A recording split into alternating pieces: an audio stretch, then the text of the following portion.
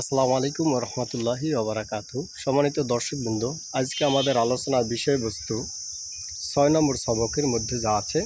প্রথম পর্যায়ে আমরা আলোচনা করব নামাজের বিভিন্ন শব্দের অর্থ, দ্বিতীয়ত একটি সুন্নাত সম্পর্কে আলোচনা করব, তৃতীয়ত একটি কবিরা গুনাহ সম্পর্কে আলোচনা করব এবং চতুর্থ গুনার ক্ষতিসমূহ নিয়ে আলোচনা করব।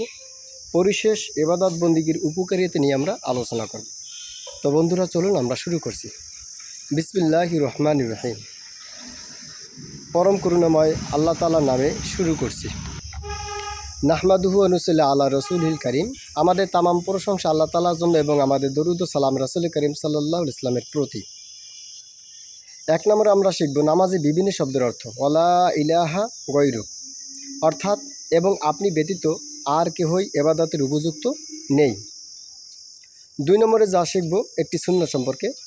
গতকাল নামাজে দাঁড়ানোর এই সুন্নাতগুলি বয়ান করা হয়েছিল। 1 নম্বরে তাকবীরে তাহরিমা বলার সময় পুরুষদের উভয় হাত কান পর্যন্ত উঠানো, মহিলাদের বরাবর বুক বরাবর।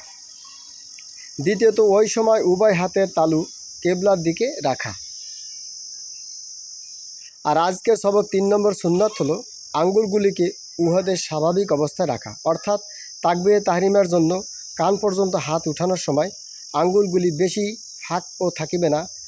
ফাঁকাও থাকিবে না, আবার বেশি মিলানোও থাকিবে না, স্বাভাবিকভাবে থাকিবে। 3 নম্বর আমরা শিখব একটি কবিরা গুনাহ সম্পর্কে। আমরা জানব কবিরা গুনাহ সম্পর্কে।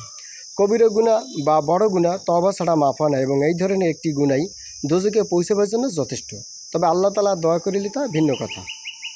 6 নম্বরে যে কবিরা গুনাহ সম্পর্কে আমরা জানব তা হলো কাহারও গীবাত করা, অর্থাৎ কাহারও অগোচরে তাহার দোষ বর্ণনা করা বা চর্চা করা। যাহা শুনিতে পাইলে তাহার মনে অনেক ব্যথিত হবে এবং আঘাত লাগিতে থাকবে। 4 নম্বরে আমরা শিখব গুনাহের ক্ষতিসমূহ। কি কাজ করলে আপনার গুনাহ করলে আপনার দেখা গেছে কি ক্ষতি হতে পারে। গুনাহের ক্ষতিসমূহ, এক কথায় গুনাহের কারণে দুনিয়াবি একটি ক্ষতি এই হয় যে অন্তরের ভিতর এমন অন্ধকার ও কালো হইয়া যায়, যাহার বিষ ফলে মানুষ বেদাত ও গুমরাহি ও মূর্খতায় আক্রান্ত হইয়া থাকে এবং হালাকও হইয়া যায়, বরবাদও হইয়া যায়। এটা আবার একটু পড়ছি, গুরুত্বপূর্ণ সবক। গুনাহের ক্ষতিসমূহ। গুনাহের কারণে দুনিয়াবি একটি ক্ষতি এই হয় যে অন্তরের ভিতর এমন অন্ধকার ও কালো দাগ হইয়া যায়, যাহার বিষ ফলে মানুষ বেদাত গুমরাহি ও মূর্খতার আক্রান্ত হইয়া হালাক ও বরবাদ বা ধ্বংস হইয়া যায়। এবার আমরা আলোচনা করব 5 নম্বরে ইবাদত বন্দিগির উপকারিতা। ইবাদত ও নেক আমলসমূহের বরকতে দুনিয়াতে একটি সুফল এই হয় যে প্রয়োজন মতো বৃষ্টি হয়, ধন সম্পদ বাড়ে, সন্তান লাভ হয়, ক্ষেত খামারে বা বাগানে খুব ফল ফলাদি ইত্যাদি বেশি হয়, নদ নদী পানি বাড়িয়া যায়, অর্থাৎ যতটুকু প্রয়োজন ততটুকুই আল্লাহ তাআলা দিয়ে থাকেন। তো বন্ধুরা, আশা করি ইনশাআল্লাহ ভিডিওটি আপনাদের কাছে ভালো লেগেছে। যদি ভালো লেগে থাকে তাহলে অবশ্যই অন্য ব্যক্তি ভাই এবং বোনেরা ভিডিও ধারণ করলে যে কথাটি বলে আমি ঠিক সেই কথাটি বলবো, অর্থাৎ লাইক কমেন্ট শেয়ার সাবস্ক্রাইব করে সাথে থাকবেন। তবে আমার ভাবভঙ্গি একটু ব্যতিক্রম হলেও আপনারা হয়তোবা খুশি হবেন। সেটা হলো আমার ভাবভঙ্গিটা এভাবে যে জেনে রাখবেন, এই যে শাহাদাত আঙ্গুলটা, এই ডান হাতের আপনার বৃদ্ধাঙ্গুল, এটা শাহাদাত আঙ্গুল, এটা আপনার আল্লাহ তাআলা পাঠাইছেন দুনিয়াতে বিভিন্ন অঙ্গ প্রত্যঙ্গের মাধ্যমে। এই শাহাদাত আঙ্গুল দিয়ে আপনি ভালো কাজেও লাইক কমেন্ট শেয়ার দিতে পারবেন, খারাপ কাজেও লাইক কমেন্ট শেয়ার দিতে পারবেন, কোনো বাধা নেই। একই কলে পানি মুমিনও খেতে পারবে, কাফের খেতে পারবে, বৌদ্ধ ইহুদি খ্রিস্টান নাসারা সবাই খেতে পারবে, কোনো বাধা নেই। বাধা কখন আসবে বলেন তো? অমতাজুলিয়ামা ইয়ল মুজরিমুন, যখন মুজরিমের দল, আল্লাহ তাআলা বলবে হে গুনাহগারের দল বিভক্ত হয়ে যা কিয়ামত দিবসে, তখনই কিন্তু আপনার বাধা আসবে। তখন বোঝা যাবে আপনি পানি খেয়ে কী করছেন, একই কলে পানি হিন্দু বৌদ্ধ খ্রিস্টান সে খেয়ে কী করছে, তখনই কিন্তু হিসেব নিকাশ শুরু হয়ে যাবে। সুতরাং মৃত্যুর আগে যদি এরকম আসে, খুঁজে ওই লাইক কমেন্টস শেয়ারগুলি উঠাই ফেলান। এখন পর্যন্ত একবার যদি মৃত্যু হয়ে যায়, আপনি কিন্তু ওই লাইক কমেন্ট শেয়ার আর উঠাইতে পারবেন না। আপনার সন্তানদের ওসিয়াত করে গেলেও তারা পারবে না, কারণ আপনার আইডি, আপনার পাসওয়ার্ড, আপনার ব্যক্তিগত বিষয়, এগুলি কখনো কেউ খুঁজে পারবে না। জেনে রাখবেন, আপনি যাদেরকে ভালোবেসে মহব্বত করে আপনার অবাধ মেলামেশা করছেন, অথবা দেখা গেছে জেনা করছেন, নিজে নফসানি সাইড ঠিক রাখার জন্য জেনা করছেন ইত্যাদি গুনাহ কাজ করছেন, আপনার গুনার ভাগীদার কিন্তু আপনার সন্তান হবে না, আপনার স্ত্রী পরিবার পুত্র হবে না। যে স্ত্রী পরিবার পুত্রদের জন্য আপনি ব্যবসা করছেন হারামভাবে, আহাল্লাহুল বাইআ ওয়া হারামা রিবা, আল্লাহ তাআলা সুদ ঘুষকে হারাম করেছেন, ব্যবসাকে হালাল করেছেন, তা বাদ দিয়ে আপনি অতিরঞ্জিত করছেন। জেনে রাখবেন এই সম্পদের আপনার ভাগ কখনো কেউ নিতে পারবে না, নেবেও না।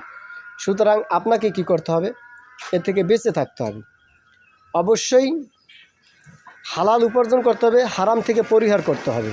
হারাম যদি উদরের ভিতর প্রবেশ করানো হয়, সেই হারাম শরীর কখনো ইবাদত বন্দিকে দেওয়া আপনার পুষ্ট হবে না, ইবাদত বন্দিকে কবুল হবে না। হ্যাঁ, গুজিয়াবিল হারাম শব্দটা বলা হয়েছে। যাই হোক বন্ধুরা, আমি আপনাদের কাছে বিনীত রিকোয়েস্ট করব, সুতরাং আপনারা দ্রুত আসেন, এই নষ্টামি সাইট থেকে পরিহার করে ভালো সাইট গ্রহণ করুন। আর লাইক কমেন্ট শেয়ার সাবস্ক্রাইব যদি করতে হয় তো ইসলামিক মাইন্ডের যত চ্যানেল আছে তার ভিতরে লাইক কমেন্ট শেয়ার সাবস্ক্রাইব করবেন। ইনশাআল্লাহ সবের এসেনি যাইতেই থাকবে। আর যাই হোক, গুনার এসেনি আপনার যাবে না, এই কথাটা মুখস্থ রাখবেন। আপনার স্ত্রীকে যদি বলেন আমি তো তোমাদের জন্য চুরি করে ব্যবসা করলাম, আপনার স্ত্রীকে যদি বলেন, আপনার ছেলে মেয়েদেরকে বলেন আমি তোমাদের জন্য ইনকাম করেছি হারাম পথে, আমাকে অনেক কষ্ট দেওয়া হবে, আজাব দেওয়া হবে, সে তার একটু ভাগিদার হও তোমরা, তারা কিন্তু আপনার ভাগিদার হবে না, পশ্চিমকালে হবে না। সুতরাং মৃত্যুর সময় যদি আপনার স্ত্রীকে বলা হয়, হ্যাঁ, প্রতিবেশী এসে যে দেখো তোমার স্বামী তো চলে গেছে, কত আদর যত্ন ভালোবাসা তোমাদের নিয়ে আঁকড়ে ধরেছে, এখন সে একা একা চলে যাচ্ছে, হ্যাঁ, তার কবরে একটু যাও। যাবে না, জিন্দা অবস্থায় আপনার কবরে কেউ যাবে না। সুতরাং কেউই যদি না যায়, সবাই যদি আলাদা আলাদা হয়ে যায়, ইয়াউম ইয়াফিরুল মারউ মিন আখিহি ওয়া উম্মিহি ওয়া আবিহি ওয়া সাহিবাতিহি ওয়া বানিহি লিকুল্লি ইমরিইন মিনহুম ইয়াওমাইযিন শা'নুন ইউগনিহি। হ্যাঁ, কিয়ামত দিবসে আপনার দেখা গেছে স্ত্রী স্বামীকে চিনবে না, স্বামী স্ত্রীকে চিনবে না, সন্তান মাকে চিনবে না, বাবাকে চিনবে না, বাবা মাও সন্তানকে চিনবে না। সেদিনকে কী পরিস্থিতি হবে, উপায় হবে, একবারই চিন্তা ভাবনা করেছেন? আসুন আমরা সবাই আল্লাহ তাআলার সান্নিধ্য লাভ করি, আল্লাহ তাআলার সান্নিধ্য লাভ করে কবর জগতে যাওয়ার চেষ্টা করি। যাই হোক, পরিশেষ কথা হলো যে মাদ্রাসাতুল মাদিনা যে চ্যানেলটি, এই চ্যানেলটি আমাদের পুরাতন চ্যানেল, আমাদের অনেক পুরাতন চ্যানেল, কিন্তু সেই পুরাতন চ্যানেলটা আপনারা দেখতেছেন নতুনভাবে। অর্থাৎ বুঝাইতে চাই, পিছনে যত চ্যানেল ছিল সব চ্যানেলগুলি ডিলেট ফরম্যাট হয়ে গেছে, ইউটিউব থেকে বন্ধ করে দিয়েছে। অর্থাৎ ওর প্রতি আক্রমণ করেছিল কিছু কালো শকুনের থাবা, তারা ধৈর্য করতে পারে নাই, তারা কেড়ে নিয়েছে আমার এই সম্পদ।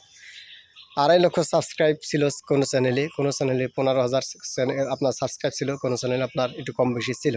4-5টা চ্যানেল একসাথ করা ছিল। হ্যাকাররা যেদিনকে মিজানুর রহমান আজহারি চ্যানেল নিল, সময় টিভির চ্যানেল নিল, ঠিক তার কিছুদিন আগে বা পরে আনুমানিক আর কি আমার চ্যানেলটাও নিয়ে গেল।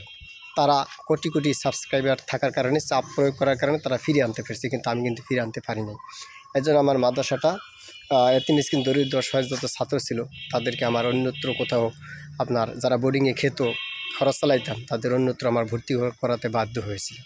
তো যাই হোক বন্ধুরা, আমি আপনার কাছে দোয়া চাই আমাদের প্রতিষ্ঠানে আবার জাগ্রত হচ্ছে ইনশাল্লাহ। আর পুরুষ শাখাটা অবশ্য একটা অংশ আমি নিয়েছি খানবাড়ি তিতুমির, পয়সা খানবাড়ি তিতুমির মাদ্রাসা এতিমখানায়, ওখানে চলছে আলহামদুলিল্লাহ খুব সুন্দর করে। আপনাদের যাদের ছেলেমেয়ে রয়েছে দরিদ্র অসহায়, তারা আবার ইনশাল্লাহ দিতে পারেন, কারণ ওখানে সরকারি ক্যাপিটেশন গ্রান্ট রয়েছে, সরকার থেকে অনুদান আসে। এগুলি খাবো কাদেরকে? যারা গরিব এতিম মিসকিন অসহায় দরিদ্র তাদের, যাদের মা নেই বাবা নেই, মা আছে তো বাবা নেই, বাবা আছে তো মা নেই, অথবা উভয়জনে কেউ নেই, পরিত্যক্ত সন্তান এরকম আছে, মা আছে বাবা আছে কিন্তু পরিত্যক্ত, এরকম সন্তানদেরকে এতিম বলা হয়। সুতরাং তাদেরকে লালন পালনের ব্যবস্থা করা হয়েছে, আপনারা ভর্তি করাতে পারেন ইনশাল্লাহ। যে কোনো সমাজ যে কোনো মতো আমি ভর্তি নিয়ে থাকি ইনশাল্লাহ। এটার ব্যাখ্যা আবার অন্য ভিডিওতে করবো। ভালো থাকবেন। আসসালামু আলাইকুম রহমতুল্লাহি ওয়া বারাকাতুহু।